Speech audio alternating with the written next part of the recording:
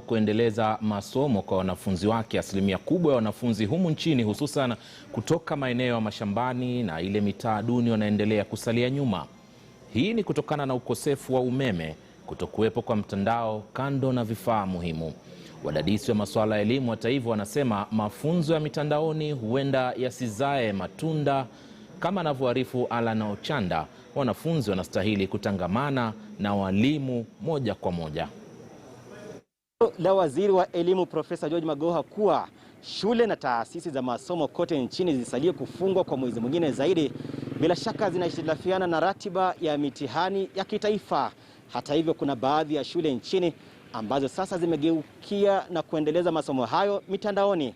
Lakini ni kipi ambacho wanafunzi kutoka mitaa duni na sehemu za mashambani wanachokipitia wakati huu?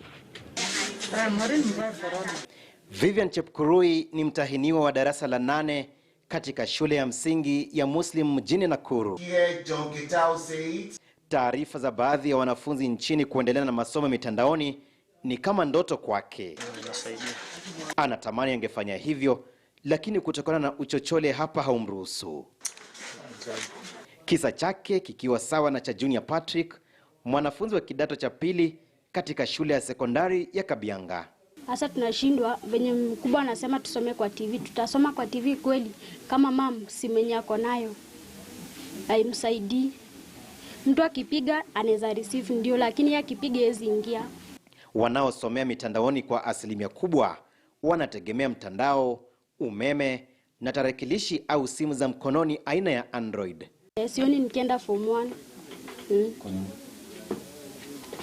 Juu bado tutajua kama tutafanya exam ya kwenda mbele. On our other finger, are you ready? Japo shule na baadhi ya vyuo vikuu vimekuwa vikiendeleza masomo mitandaoni, vikiwa mbioni kuhakikisha silabasi inamalizika, changamoto ni nyingi. That is not realistic.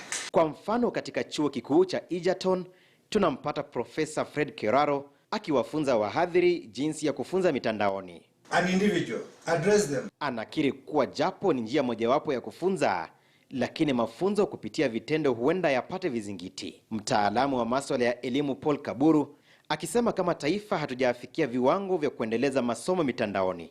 Then even our lecturers have their own challenges on teaching online. We have been struggling to assist them to teach online.